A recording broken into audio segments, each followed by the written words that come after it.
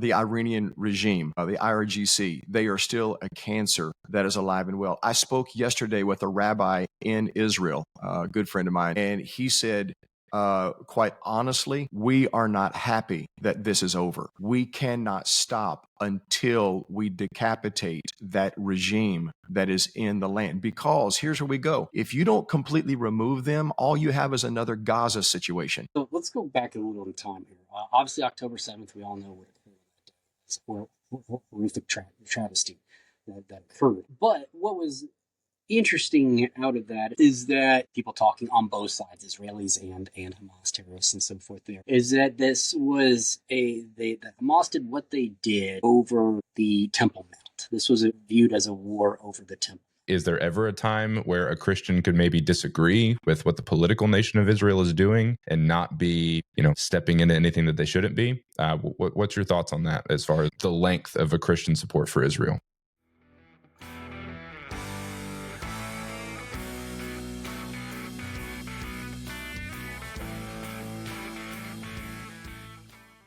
All right, everybody. Welcome to the Scott and Brandon Show. My name is Scott Jackson, and I'm joined as always by my co-host, Brandon Ulmer.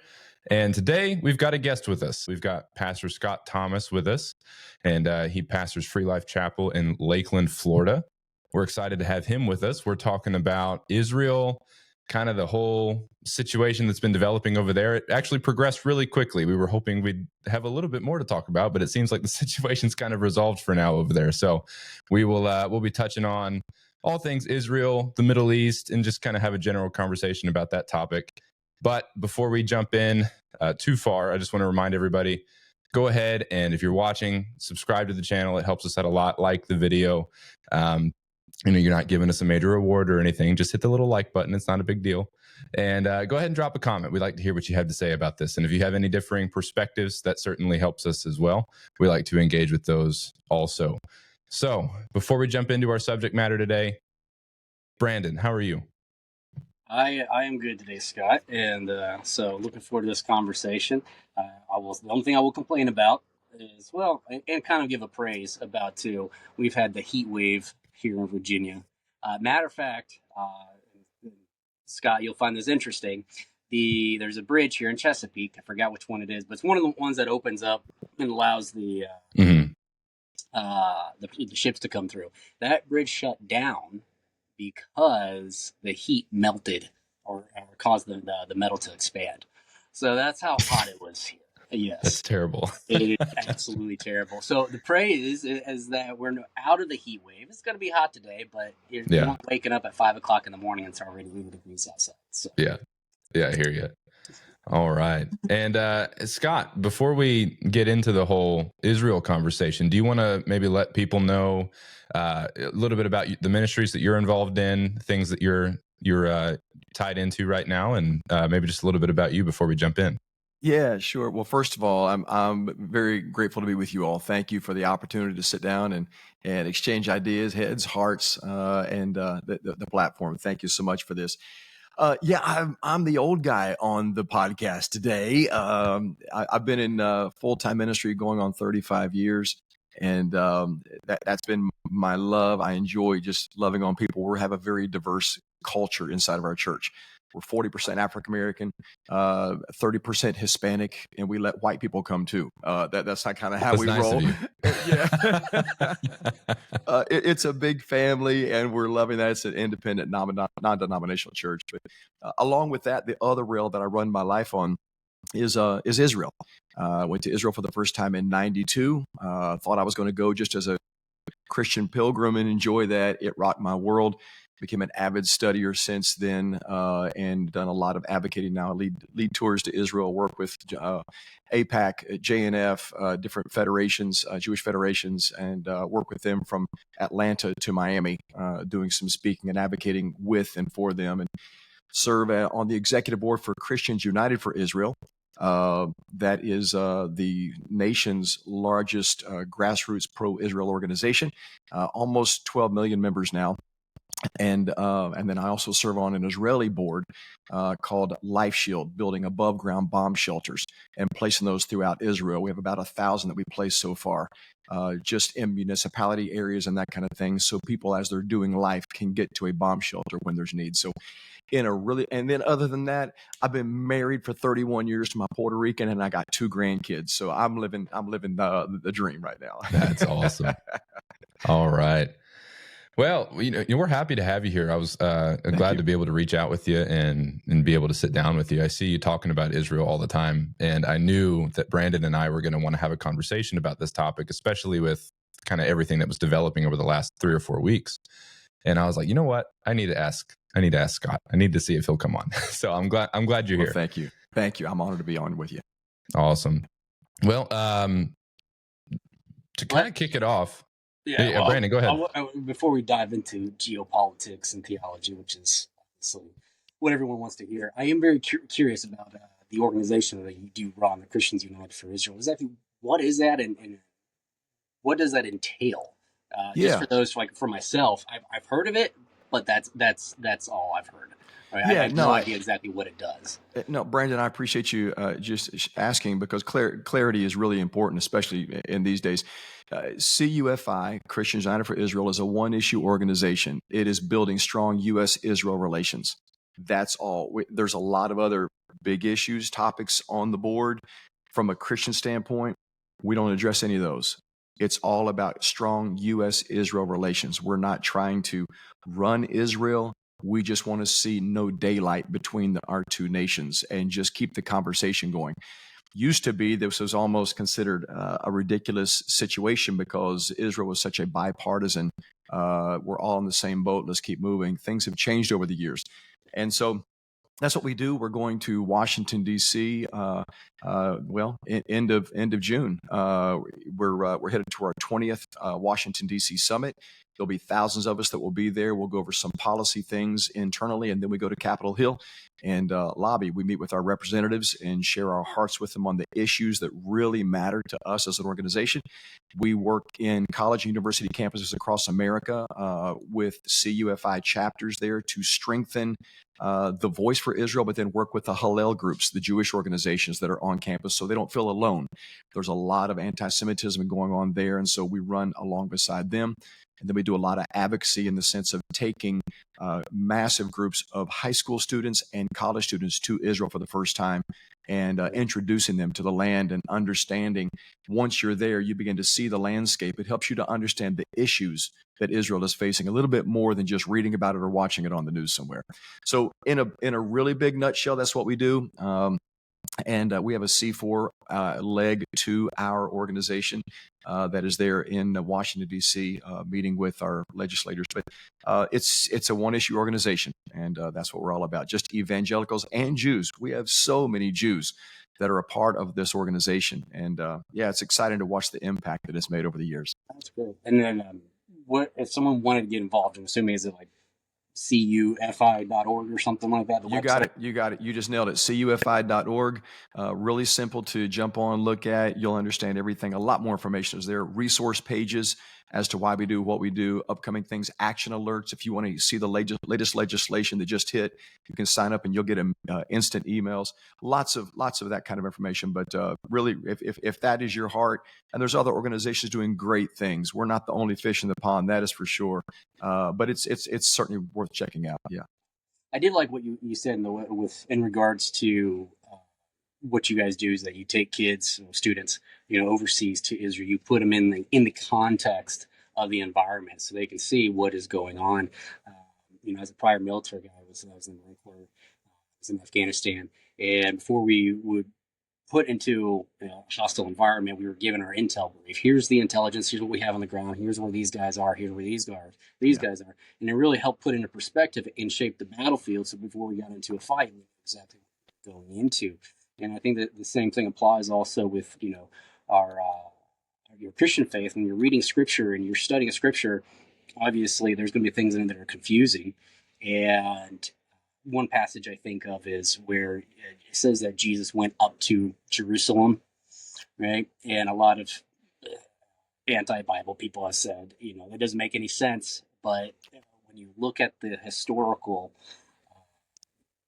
writings of the authors there, they knew the geography of Israel. They knew that Jerusalem was obviously on a mountain, right? And the context helps really shape and understand and bring the Bible more to light, right? And so I think that's interesting. I know that's what we're going to talk about today. And I'm looking forward to hearing what you say is bring us into the context of this geopolitical framework that exists. So that's all. Right.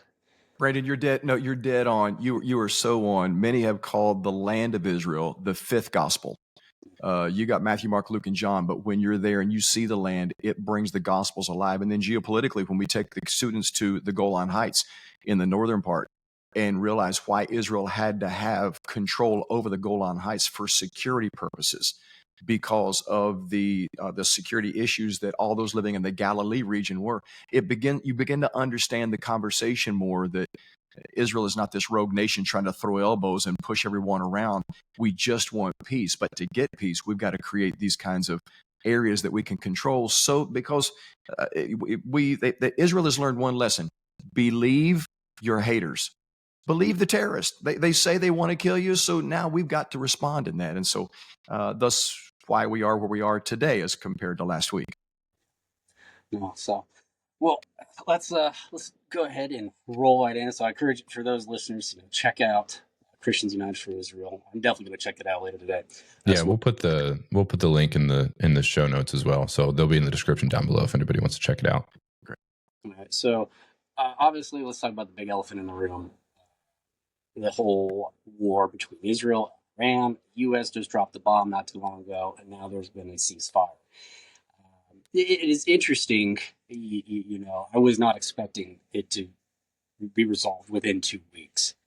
But I will say, it does say something when you have a president who knows how to use military might and power and be an effective leader.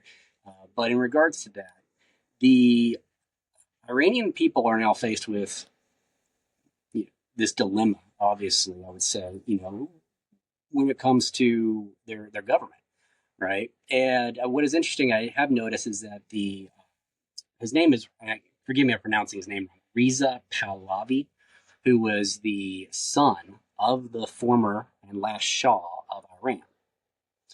He has stated that the U.S. strikes did not diminish the regime's intent or to acquire and use nuclear weapons. So obviously we've destroyed. It does not, destroy the intent, though, to still acquire those. And obviously that's been stated, Iran, may still try to get these. But as far as building one, that's not going to happen. But as far as in your perspective here, where does the Middle East go? Iran has had a strong hegemony in the Middle East with its proxies surrounding Israel on all sides through the use of terrorism, Hezbollah, Hamas, things of that nature right there. But Israel has effectively, since October 7th, completely annihilated and destroyed a lot of those proxies. And now Iran is no longer a threat at this point. So what is your take on, kind of give us your 30,000 foot overarching view of where does the Middle East go from here? Yeah. Well, Brandon, let me say thank you for your service, my friend. That matters. So my dad was in the Marines, and so there you go. Yes. All right. So here's my perspective on that. Okay, so Iran lost the nuke. They are still a cancer. The Iranian regime, the IRGC, they are still a cancer that is alive and well. I spoke yesterday with a rabbi in Israel, a good friend of mine, and he said, quite honestly, we are not happy that this is over. We cannot stop until we decapitate that regime that is in the land. Because here's where we go. If you don't completely remove them, all you have is another Gaza situation, where since 2005, here we go. And year after year, more rockets fired in. And it's just more of that building. And we're in war. You go into another defensive battle, push them back. The world goes crazy on PR issues. Israel backs out again. And you've got this give and take. And Israel is in this consummate battle that never fully goes away.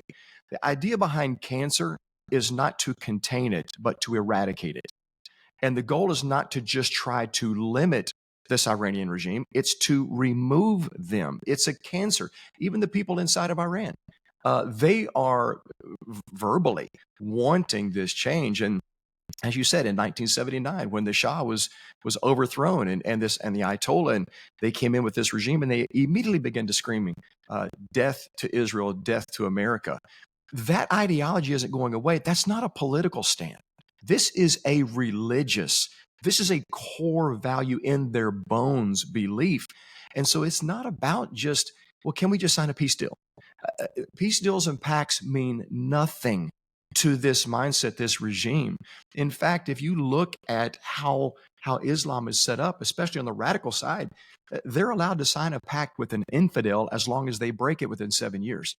They can do so, but they're infidels. We don't make agreements as long as it gives you a chance to rearm, to gain concessions.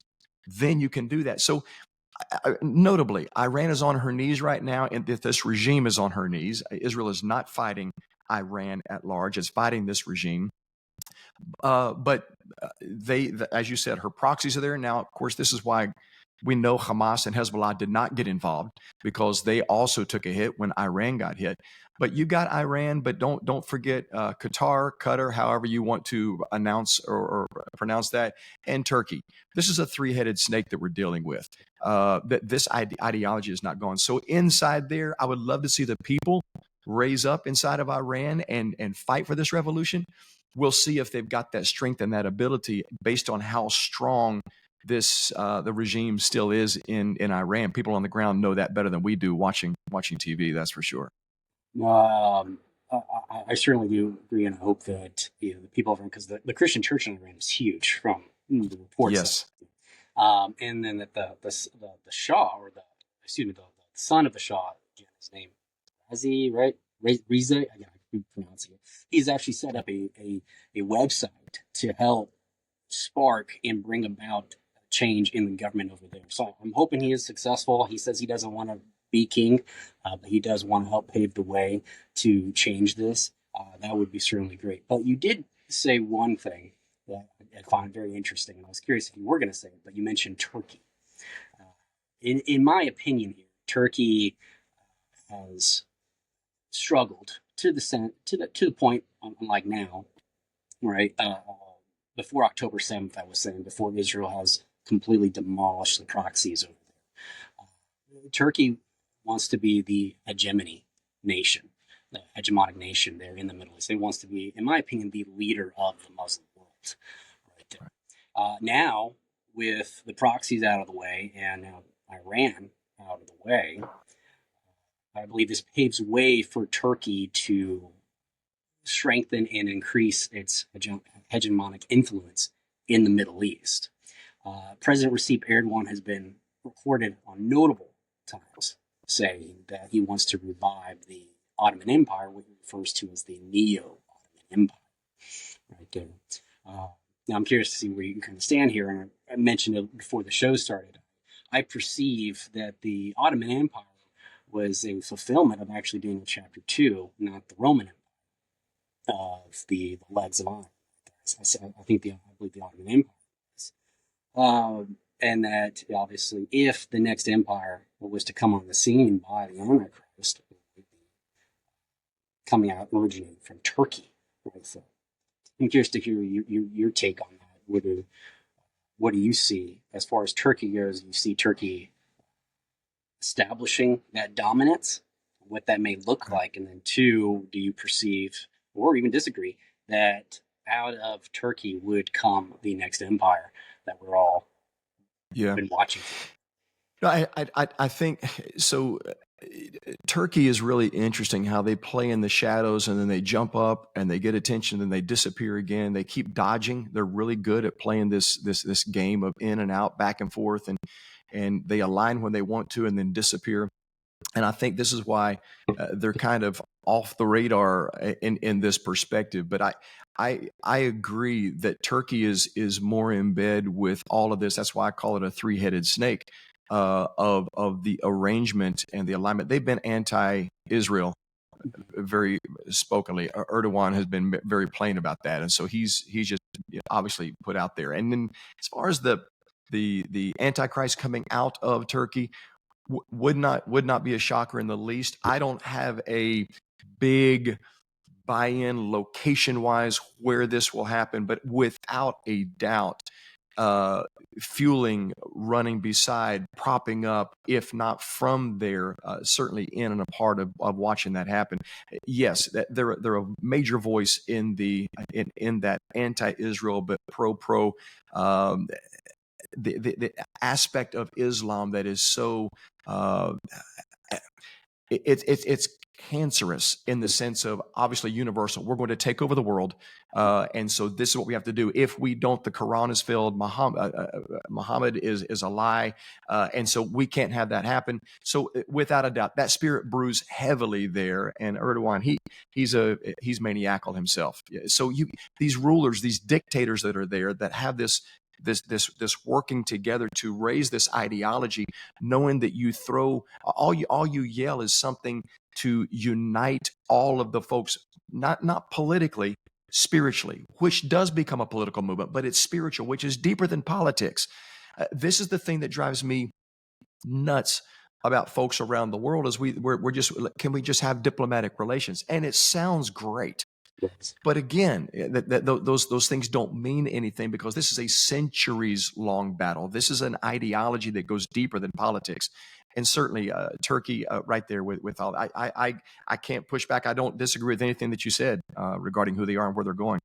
Well, I think it certainly goes back. I mean, it goes back all the way to Ishmael and Isaac. It goes all the way back there, right? Correct. And that's been there. Matter of fact, I know that in it might be the Quran or the Hadith. I can't remember which one. I haven't read all of them in their entirety. I've read a good chunk of them, but it does refer to the sacrifice that Abraham was called by God, right, to go sacrifice your son, your one and only son, on the mountain, right? Obviously, in our scriptures, we have it recorded as that was his son Isaac, but in the Islamic faith, it is actually recorded as Ishmael is the son. He certainly gets sacrificed. Obviously, the disagreements there. I just wanted to highlight that for our listeners. But as far as with Turkey, I would say, we have seen. I would say it's been sped up since the coup, which I think was 2016 was the coup with Turkey, so. Maybe ballpark there. But what we have seen certainly is a more radicalization toward obviously Sharia Islamic ideology. Now, what is also developed here recently is Syria. And Syria obviously borders there with Turkey, obviously next to the Golan Heights, as you mentioned earlier. So such a strategic importance for Israel, the Golan Heights, which is, for our listeners, northern Israel. And Turkey is moving further, and I'll say getting more in bed with Syria, right? And Israel obviously has made progress into Syria as well with its bombings and its strategic targeting systems that they've done. Does the things? How does that impact Israel? Is this also a concern where Israel may have to do a strike on targets into Syria that may be even Turkish backed, because Turkey is encroaching more and more closer upon Israel's borders? Yeah, Syria is. Well, they've got their own issues. All the infighting that they have dealt with there, we know that's been a mess. Assad, it's just been the civil war that's happened. I stood on the Golan Heights, probably 5 years ago, 6 years ago, and literally watched and listened to warfare. I'm hearing da da da da da da. I'm watching and listening and watching the explosions happen. Like, I'm not believing I'm watching modern day war here, and it was heartbreaking. Amidst all of this in all of these countries, there are peace-loving people that really just want to have a family and love life and move forward. And the radicalization on so many levels here, it just hurts everybody inside. Now we got a new leader in Syria, right? He just a couple of years ago, he's on the hit list to take him out because he's a radicalized ISIS warrior, and now all of a sudden, he's a good guy. Let's bring him in and we'll see what happens. Now, according to the news, he's softened his views and he's taking a different approach, and he's doing some things diplomatically. It'll be interesting to see how far he goes with this and trying to normalize some relations with Israel and some of the surrounding areas. But again, the way that these guys come in and take over, get propped up, is they've got people behind them pushing, lifting. Turkey for sure, Qatar for sure, all of this. So again, that hotbed, even Russia wanting to come down, they need warm water ports for their military, for their navy, and so they're frozen in so much of the year. They got to get somewhere where they can set up, and that's why they have such an interest there in the port and the borders of Syria. Can we get some ports to set up? Now, Israel went after that and took some of that stuff out, but this is an ongoing. Syria is strategic. Why? Not because of it's another Islamic state. It's because of its proximity to Israel. It's another location to set up and attack Israel.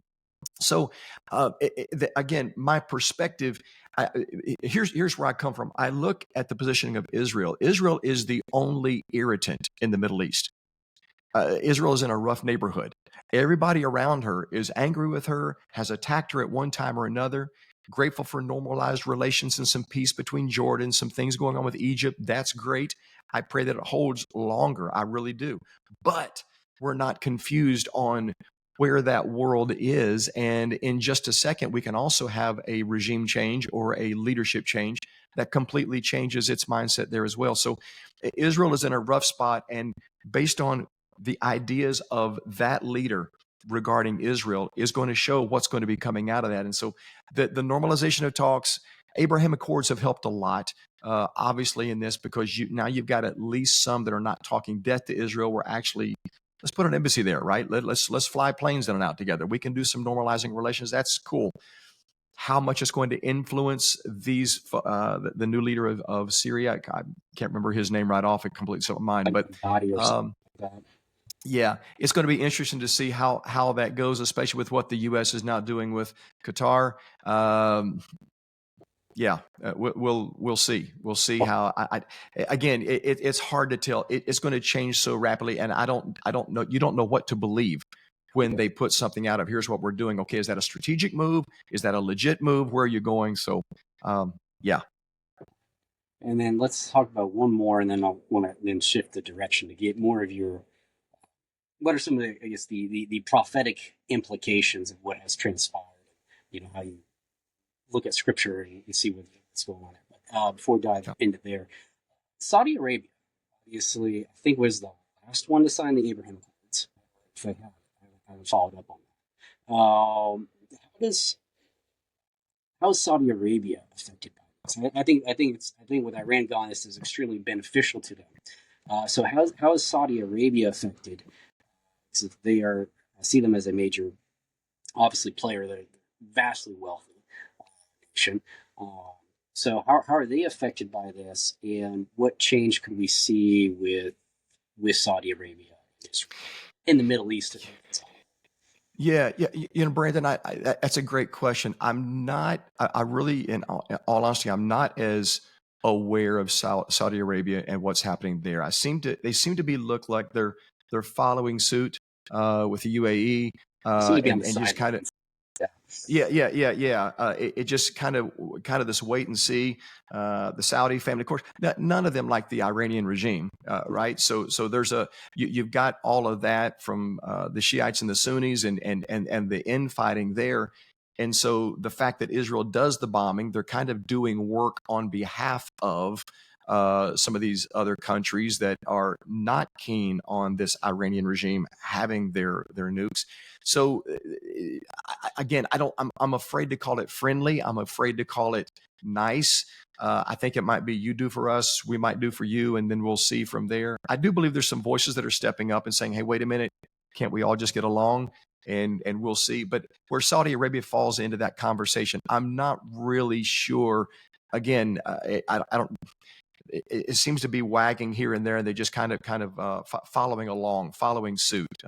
So that again, it's not anything I've got a specific perspective on. So we've kind of covered, really, in a nutshell, 30,000 foot elevation view of the the geopolitical framework in the Middle East. And obviously, we're going to wait and see what happens with Iran, Abraham Accords. I'm expecting normalization to start picking back up, but obviously, we'll have to wait and see. Right. But as far as what has recently transpired, as a Christian, and probably many other Christians are out there, this was, in one sense, it was frightening. I would say the least, right? Is this going to break out in World War III? Obviously, it did not. That's a great thing that it did not occur, and at the same time, it's also exciting, right? And we're okay. Is prophecy being fulfilled and so forth here? So, with what has transpired, do you see any sort of prophecy fulfillments, or maybe indirect leading to prophecy fulfillment? So, essentially, what should we be looking for? Yeah, Brandon, that question is running big on social media everywhere. Is this the one? Here we go, and it's a great question because it was a major marker inside of time. Something radically changed. No longer was it talks. No longer was it threats. We actually had planes and bombs and hitting, and especially between two that have been at it for a long time. So was it prophetic? I don't see personally where it was a prophetic fulfillment of anything. Agreed. But I believe, to your point, I believe that you are dead on, that it's an arrangement and it's further alignment and it's sharpening. What is happening right now is the gray areas are disappearing. People are having to choose a side. Where do you stand right now? And it's been very clarifying in that setting as to who is where and how we're moving forward. The United States has made its proclamation, at least for the next 3 years. The world knows where the United States stands. Next 3.5 years, the world knows where the United States stands. We'll have another election, and then we'll see where that goes. So regarding where Israel is, I think she realizes that she's got at least 3 years of a friend she can count on in President Trump, in the sense of he will actually back what he says. He showed up with planes and bombs, and we hit it because, as we all know, this regime in Iran is also an enemy to the U.S. But all this being said, prophetically, I don't think it was a specific thing, but I do believe it was a shuffling of the cards and a ramping up. I was talking to someone yesterday on the phone and said, at least we see some movement. I'm not excited about that, but you do see movement to begin to identify, okay, something is shifting, and we are in these biblical times. These are prophetic times we're living in. We're watching this happen. Our kids will talk about what just happened last week. It was a major occurrence. It wasn't a scuffle over the weekend. So how that's going to impact going forward will be really interesting, because again, now North Korea has a chance to respond to Iran. Now China has a chance to respond. Now what will Russia do? And so I think it's what's going to come on the heels of what happened last week that's really going to begin to give some clarity in alignment. The BRICS is obviously what you're referring to. For those who are not aware of it, BRICS is the organization that is the opposite of NATO. BRICS is, I believe, how it is spelled. You can check it out, but it's obviously Saudi Arabia. Get on a rabbit trail, but Saudi Arabia is on the fence about joining BRICS. But BRICS is the alliance between Russia, China, Iran, and a couple other countries. So it's interesting. It's the antithesis to the NATO alliance. Yeah, BRICS is actually meeting. I think like July 6th is their summit where they're going to talk about their world plans, destabilize the dollar and Western civilization and all that. And I think this is partly why Trump went to the Middle East and did his deals with Qatar, did his deals with with the UAE, because he's taken them off the table with and for China to go date them and pull them in and begin to build this. He pulled them into U.S. relations, and the investments came this way. So I believe it was strategic in that point. I don't think it was disingenuous, but I do believe it was strategic in that aspect as well. We'll see how that plays out, but that's at least from my chair, that's what it looked like as well. let's go back a little in time here. Obviously, October 7th, we all know what occurred on that day. It's a horrific travesty that occurred. But what was interesting out of that, from what I gathered from early on, so doing my research in open source media, is that from videos, people talking on both sides, Israelis and Hamas terrorists and so forth, there is that this was that Hamas did what they did over the Temple Mount. This was viewed as a war over the Temple. Again, yes, there are terroristic ambitions associated with everything that they did and their Islamic beliefs and so forth here. But the Temple Mount was brought up repeatedly from what I saw, that because Israel was very close to offering the red heifers in preparation to prepare temple services and priests and, according to the Levitical law and so forth there. What is, and I really don't even know how to phrase the question.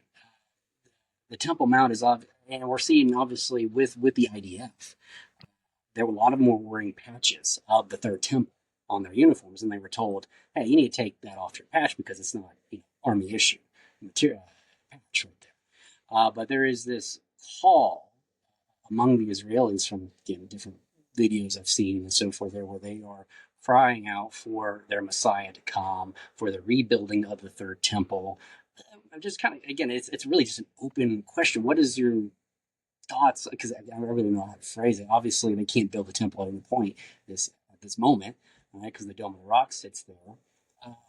But what is your thoughts on how does? It's more of, I guess, let's dive into the conspiracy theory of things. What is your take on how does Israel get to the Third Temple? Yeah, and this well, strong call for it. Yeah, no, you're right. It is strongly emerging. Let me say this to the beginning of your statement. Hamas could also have a desire to and a reason to attack Israel because it happens to be Thursday morning. Yeah. Hamas, this is. I have read the same thing, and listen, they are terrorist and vile and inhumane and barbaric from the floor up. Because you don't want a temple, you're going to bake a live baby in an oven. No, that doesn't wash. So all that being said, it's more that jargon. Coming to Israel, building the Third Temple. Look, when you visit the Temple Institute in Israel, all the artifacts for the Third Temple are made. Priestly garments, the knives in order to kill the sacrifice, the altar that will be used for sacrifice, the menorah, it's there. And it's exhilarating to walk through there and look at not replicas, the actual pieces that are prepared for the Third Temple. We're ready to go. Yeah, they are ready to go. And when you're in Israel and you look at the Temple Mount itself, quite honestly, there is room to build a temple right beside the mosque. You don't have to remove the mosque in order to build the temple. Okay. It very much can fit right there. So in my headspace, I have envisioned these two Abrahamic religions, except for Christianity, but Islam and Judaism side by side on the Temple Mount. It'd be very interesting to see if that were to be the outlay of this, because I've not heard any talk of having to destroy or remove the mosque in order to put the Third Temple up. If people look at a picture, a shot of that Temple Mount, you see that the mosque is far on one side and there's a massive wide open platform on the other.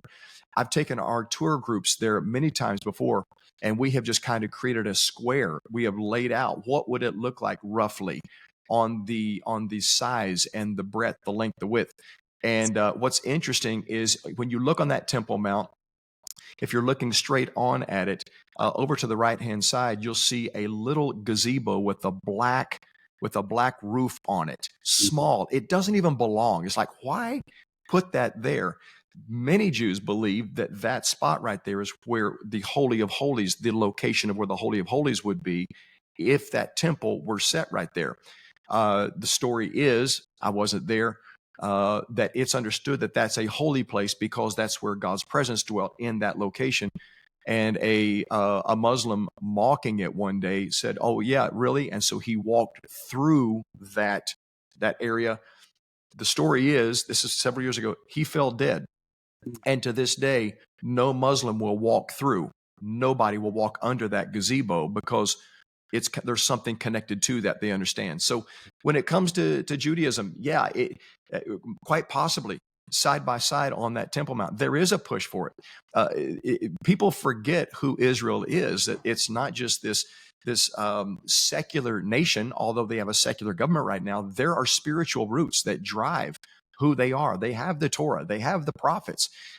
They still very much have a rabbinate that is the speaking and leading and directing. And so there is a hope there. And I believe, we're going to talk prophetically in timelines, I believe this stirring and this the pressure that Israel is experiencing is a piece and a part of driving people to look to God as their hope, as their strength. When the United States, God forbid, but when the United States backs away and Israel is sitting alone, and she has no more friends around her supporting her, and she now is living in that rough neighborhood, has to defend herself, more and more pressure looking to the God of Abraham, Isaac, and Jacob.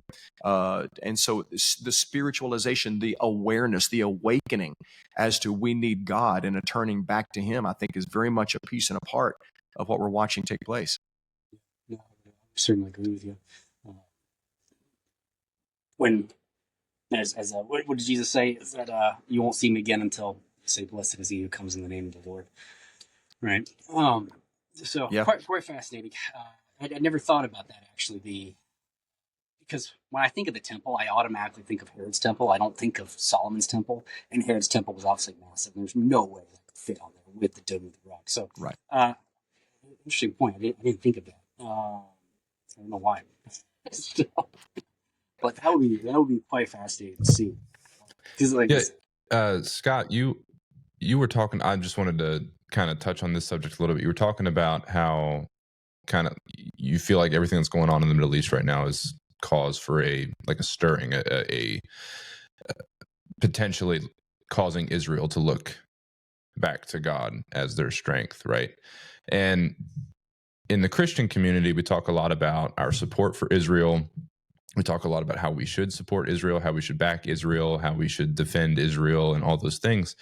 But there's often a debate within the Christian community, at least that what I've heard, is where does the support for the political nation of Israel and the people of Israel, are those two different things? Or is there ever a time where a Christian could maybe disagree with what the political nation of Israel is doing and not be, stepping into anything that they shouldn't be? What's your thoughts on that as far as the length of a Christian support for Israel? Scott, I love the question. I'm so glad you're bringing it up. I'm actually preparing something right now to have a strong response to the Tucker Carlsons and to the Candace Owens of the world, who have demonized, and there's this vast daylight they're putting in there. Israel is not to be worshipped. When I say that I'm pro-Israel, that means I am for Palestinians. I'm not anti anybody. My faith in God requires me to love humanity, but also not to kiss my brains goodbye and be fully aware of right, wrong, wrong. Isaiah says, woe to him who calls good evil and evil good. Identify what you're dealing with and go at that. The only thing the Bible says, it was recorded in the Bible, that God hates is evil. And so we have to, there's a stance that we take against it. When it comes to the state of Israel and the government, critique them like you would the United States. Their humanity, they're messing up. They've got things that they've got to work on for sure. When it comes to my support for Israel and why I stand with her, I believe she is not the problem in the Middle East. I think that her values are actually the answer in the Middle East. If her enemies would emulate her instead of trying to annihilate her, I think we would have a more of a peace. But when it comes to supporting Israel, the nation of Israel, we know that God spoke to Abraham in Genesis chapter 12. And that becomes a touch point that we start, right? So from there on, the Bible is the story of God interacting with his chosen people. Israel didn't decide their chosenness. God did. Israel cannot deny their chosenness. That's up to God. He put it on them. God has not taken chosenness off of them. And here's where the church world has ran into a major conflict that I think is tragic right now. And we got to so be sure that our theology is not TikTok driven, man. We've got to have some Bible. We need churches and pastors today who can understand this, that you can't drill down on one verse, proof text one verse, and disregard everything preceding and following. And when you go to Romans chapter 11 and you see where we as non-Jews have been grafted into this olive tree, we don't even belong. We're just so blessed to be connected. And the Bible says, do not get arrogant thinking that you are the tree. No, you've been grafted onto it. But in that process, as God broke off Israel, there's one verse there that we don't have time to do this today here, but to really lay this out, the blinding of Israel for our sake is a verse that is so misunderstood. All through the Old Testament, God talks about the blindedness of Israel, the judicial, divine blindedness of Israel. They were blind. They're killing their own prophets. They're blind. They don't. All through the Bible, the prophets would call them out. Their blindness. That brings them into this day. Why were they blinded? So that Gentiles could also be brought into it. This that we're living in today was a plan of God from the beginning. And when God removes his hand from their eyes, the end of Romans chapter 11 says, and all of Israel will be saved. Today, we're living in a world where the church wants to claim the grace of God, but we also want to legislate the grace of God. And we say, well, they don't deserve it because of this and that. Well, when did we deserve it? The Bible tells us that before you were Christ followers, Jesus died for you. So it has nothing to do with deserving it. God says in Ezekiel chapter 36:37, I will restore Israel for my name's sake. They're not going to be good enough for this. It's for my name's sake. So the attack that we see going on today is to try to separate Israel from God's promises. And if you do that, it's actually an attempt of deicide.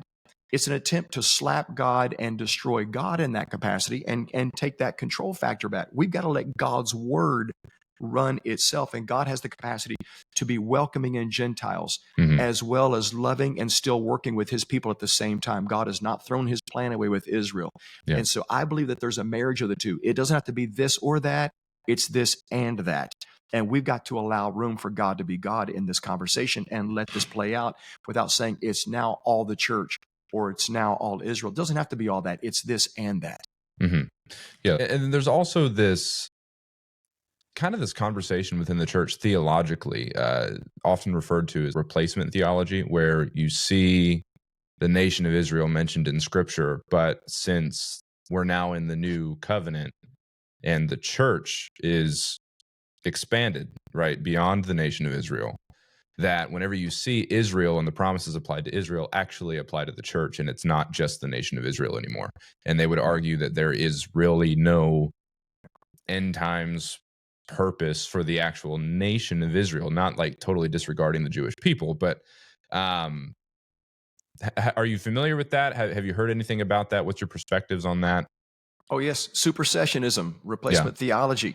Again, it's one of those cancers that jumped in hard when Martin Luther, many of the church fathers, when they were preaching and when they were trying to convert Jews and the Jews would not accept Jesus, they then began to burn their synagogues. They began to destroy, kill Jews, compulsory baptism, accept Jesus or die. So this kicked in when our evangelism doesn't work. Then this came in, and there was this takeover, and that strain ran. That's why the Catholic Church brought into it heavily. But about 10, 15 years ago, turned their corner and said, "Wait a minute, we've been wrong." And they've made a massive apologies to the Jewish community, and it's been some really cool reparations there. However, in a lot of colleges and universities, in churches, this idea still runs. It does not serve Christians well. If God says he made an everlasting covenant with the Jewish people, and then he decided the covenant is over, then what gives us any security in our salvation? in our covenants. Mm-hmm. He either is the same yesterday, today, and forever. He changes not. He's either a man, a God. He does not lie. He's not. He's a man. He said, "I'm not a man that I lie. I'm a God that am a covenant keeping God." We have to allow God to be God in these scenarios, and God doesn't have to replace. I'm not confused. There is one way to the Father. That's Jesus. That's what the word says. I am the way, the truth, the life, period. Yeah. So it's got to, there has to be that understanding. And I believe with all of my heart, we're in a season right now where the Gentile world has been brought in and understand and has been greatly accepting who Jesus is. The Jews have still been in that rejecting to a large part, but rejecting. And then once we get into what I believe is going to be the tribulation period, I believe that period is going to be set aside for God in the revealing of who he is more personally with Israel and the Jewish people at large. And there will be a radical evangelization. This, I believe, is what begins to speak to the end of Romans chapter 11, and all of Israel will be saved. There's a big debate. What does that mean? Where does that come from? How does that happen? Mm-hmm. Again, I'm not the guy who, I don't have a handwriting on the wall, but I'm looking at how and where and that begins to happen, because again, God hasn't thrown them away. He's still working inside the story with Israel. So it's dangerous for the church to think that we can throw Israel away or the Jewish people away or God's done with that. Again, it doesn't rest well with my faith, knowing that if God broke a promise to them, he can break a promise to me too. Yeah, that's good. We were actually just talking in our previous episode, the one that came out on Tuesday, about salvation and how it's a covenant, and we were debating the, Calvinism versus Arminianism and their different perspectives on salvation, and the once saved always saved perspective. And Brandon brought up the fact that salvation is a covenant, and we have to believe that God can keep his end of the covenant, right? So if I can add, it's only his end. Yeah. Now, again, if our salvation covenant comes from the Abrahamic covenant, this is Genesis 15, and God's making this covenant with Abraham. He says, Abraham, cut the pieces, lay them out. He does, and they're going to walk through it as a covenant was made, and God puts Abraham to sleep, and God walks through the pieces by himself. Why? Because he knew it. If I allow humanity to be a part of this covenant, they'll screw this up day one. Yeah. I've got to swear on this covenant by my faithfulness, not your faithfulness. And so God walked through the pieces himself. Of course, we stay in relationship. We pursue God because we love him. But this is built on, where sin does abound, grace does that much more abound. It irritates people when I say it, but I can't out-sin God's grace. God's word stands strong in that. It doesn't give me a license to just go live however I want to either. There is a pursuit. But in that capacity, I think we need to, again, the covenants come from our Jewish root. And if we're going to draw from it and live by it and enjoy it, let's look at what it meant there so that we know how it applies here. That also includes Israel as well. Yeah, that's good. That's good. And, I had a question. It was in my mind and it totally just left me. And that's my fault, because I ran right over you. That's not your fault. You're just fine. Oh man, it'll come back to me eventually. But so that's good. And I do think it's important to highlight the fact that, like, God isn't done with the nation of Israel. There's still a purpose with the people and the nation over there. And, the church hasn't replaced them and taken place of their promises in Scripture. I don't see any scriptural backing for that. I was curious to get your perspective. I didn't think you leaned that way, but I figured it was a good question to highlight because it often comes up when we're in this topic. So no, it's more and more as I talk with pastors and I'm working with pastors through CUFI and other opportunities. These become ongoing conversations, and here's my challenge to pastors: if you're not saying something as to who Israel is, somebody else is. Somebody else is indoctrinating the church. And either the Bible has an opinion, and where God has an opinion, ours is irrelevant. Let God's opinion stand and let it educate, teach, and lead our lives. And so we've got to know and search the scriptures today on that. Again, Israel is the main character in this story. Of course, Christ coming and is the ultimate figure, but it's inside of Israel. This is the storyline, and we've got to know who she is. But we don't throw her away because now we're in the second half of the book. it's dangerous to throw away your Old Testament. We need to bring it back again to give us context and legitimacy to what it is that we're studying now. It's all built. New Testament's all built on Old Testament. Yeah, that's good. That's good. Brandon, do you have anything that you were wanting to touch on before we're coming up on the hour mark, so I had one more last final thing. question. It might be too much, but you could shorten down your answer right here. So, what does Israel need to do now? Right? Obviously, Iran is taken care of. Again, they're still a cancer. They're still always going to be a threat forever, right? Until that regime is changed. But for the state of Israel right now, they're still have to deal with Hamas. They still got the Gaza issue going on right there. I mean, so what does Israel need to do within the next, at least guaranteed, 3.5 years roughly, because they have a really strong ally in the office right now. What does Israel need to be in from your perspective, geopolitical mindset right there? What do they need to be doing? What needs to be done? I think Israel needs to, number one, they've got internal domestic scenarios that they've got to deal with regarding Netanyahu, their next leadership, what that looks like going forward. That's something that we'll let them play and deal with, but to have internal battles while facing external battles is really.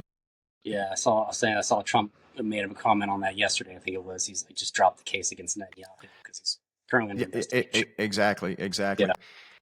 They've got to deal with that when it comes to Israel. They've got to rearm. They've got to get their defensive weaponry for the Iron Dome and everything built back up and prepared, because their enemies are not going away. Keep her head on a swivel. Continue to work towards peace. She continues to do that with the Abraham Accords, but I think inside that, they are the Israeli defense force. They're always ready for another defensive battle. Not one time has Israel ever launched an offensive battle. They've got to be prepared for that. And I hate to sound this way because it sounds pessimistic, but there's another one coming. There's another one coming because of who she is, and so they're very aware of that. But rebuild right now internally. Get their defense systems up. Continue to build relations where they can. Normalize as much as they can. They're always willing to go there, and Trump is helping to spearhead and lead that. I think you run in the backdraft of that as far as you can, play it out, and then but always still maintaining your own internal policy. They've got to do that. As much as they love Israel, love the United States, and we're standing side by side, Israel's not confused on what they're facing. Yeah. And then just last question: what about Gaza? As far as I'm tracking, the U.S. is set to break ground on Gaza and make basically an American on an island over there. So I think you mean the Riviera of the Middle East. That's what our president called it. What was it? The Riviera of the Middle East. Yeah, I'm looking forward to seeing it. I mean, Trump's a great architect. Don't get me wrong. He's going to make that thing beautiful. So I was just kind of curious your thoughts on: do you see that happening, or do you see it just Israel taking? Yeah, I don't see. I don't personally. I don't think I ever see the Palestinians leaving Gaza. Yeah. It'll be really interesting to watch what that looks like. I think that we certainly have to see Hamas uprooted and taken out. But the challenge with that then is inside the Palestinian populace. I mean, let's be honest. We're into our sixth, seventh generation of refugees. No other refugees in the world have that. No other.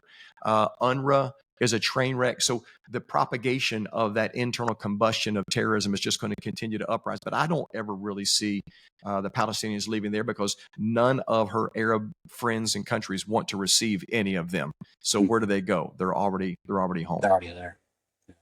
Okay. Well, I appreciate it. Thank you for joining us.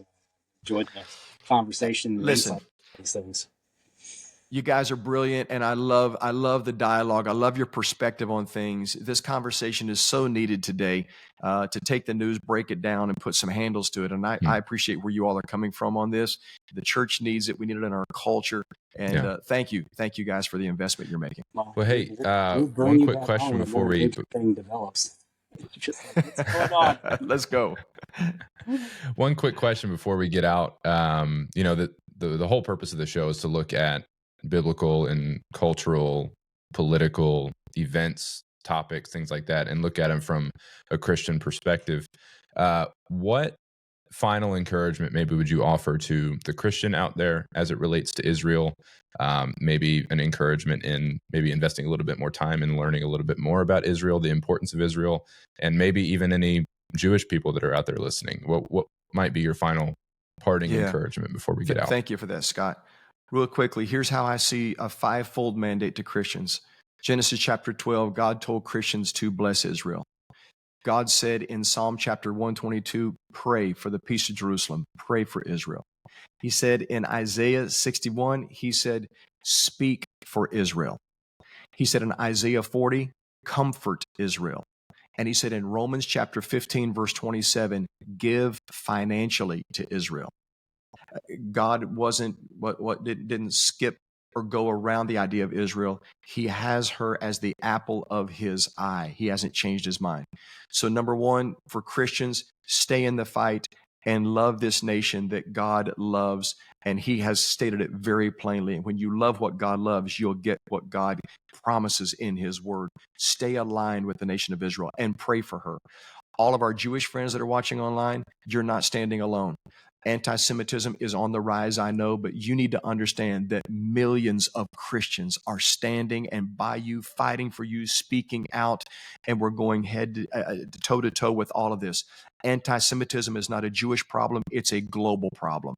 And it's something that stains all of us. So we're standing together. Don't believe for a minute that you're by yourself. And we're believing that we're going to see U.S. and Israel stay together as long as we can. We're fighting for that as hard as we can. That's good. That's good. And then where could people possibly get in touch with your ministries? I know we talked about Christians United for Israel. We'll put that link in the description there. But if anybody's wanting to maybe kind of get in touch with the ministries that you're involved in, where could they possibly do that? Yeah, thank you. That's just freelifechapel.org. We've got YouTube platform. We're certainly our website and all of our services are live streamed, and there's all kinds of platforms there with backlog messages. We just came out of a series called You Asked For It, where the congregation just asked all kinds of questions about culture, sex, politics, anything. And we just began to go bam, bam, bam, bam down the line. We have a full resource page of all of those kinds of questions, speaking to it biblically. So lots of really interesting questions there as well. So good resource. Podcast show for you.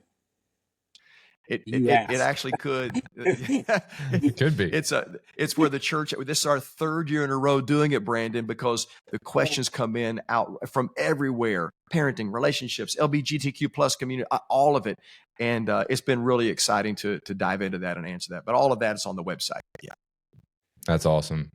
All right. Well, Scott, man, we appreciate you coming on. And like Brandon alluded to earlier, we'd be happy to have you on again. You know, we enjoy the conversation. So. Well, thank you very much. I appreciate the time. It's been an honor to be with you guys. And again, thanks for what you're doing. Keep your voice loud out there. Awesome. We appreciate it. Well, everybody out there watching and listening, I'll just give you a final reminder. Go ahead. If you've watched this long, you might as well hit the like button. Go ahead and subscribe to the channel. It helps us out a lot. And if you found the episode helpful, edifying in any way, go ahead and share it with somebody. You know, sharing it with other people is the best way that you can help the show grow. So we certainly appreciate all that. And we will tune in next week with another episode for you. We'll see you later.